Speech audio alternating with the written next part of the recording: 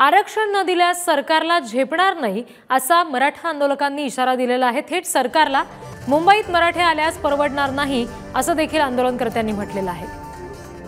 नाशिकमधली बातमी आपण बघतोय। नाशिकमधले मराठा आंदोलक आता आक्रमक झालेत आणि आमचे प्रतिनिधी किरण ताजणे यांनी आंदोलकांच्या भावना जाणून घेतल्यात। बघूया मराठा आंदोलकांची काय नेमकी भूमिका आहे, यांना या अधिवेशनाच्या दरम्यान दिलं जाणारं आरक्षण हे योग्य वाटतंय का, आणि एकूणच या सगळ्या पार्श्वभूमीवर चर्चा करण्यासाठी माझ्यासोबत नाशिकमधील मराठा आंदोलक आहे, अभ्यासक आहे आणि एकूणच काय या सगळ्या अधिवेशनाच्या दरम्यान यांची भूमिका आहे ती आपण जाणून घेतोय।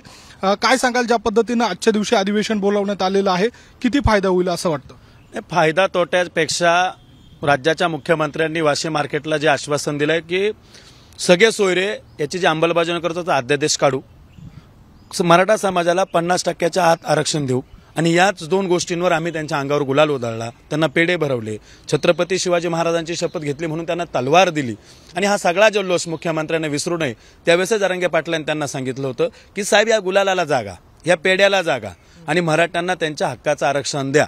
तेव्हा मुख्यमंत्र्यांनी सांगितलं कुठलाही दगा फटका होणार नाही, आणि निवडणुका डोळ्यासमोर ठेवून जर असा हट्टास राज्य सरकारचा असेल की मराठ्यांना आम्ही फसवू शकतो पुन्हा एकदा, तर मराठे आता फसणार नाही।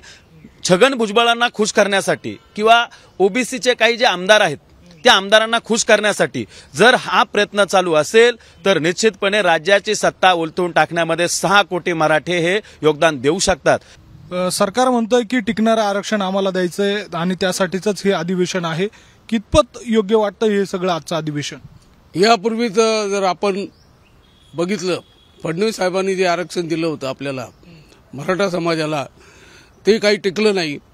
त्याच्यानंतर याच्यावर बरंच खलबते झाली, आणि यावेळेला जे वाशी मार्केटला त्यांनी आपल्याला जे आश्वासन दिलेलं आहे, एक सूचना जाहीर केलेली आहे, आणि त्या सूचनेनुसार 50% आत सगळ्या सोयऱ्यांसहित हे आरक्षण मराठा समाजाला दिलं पाहिजे।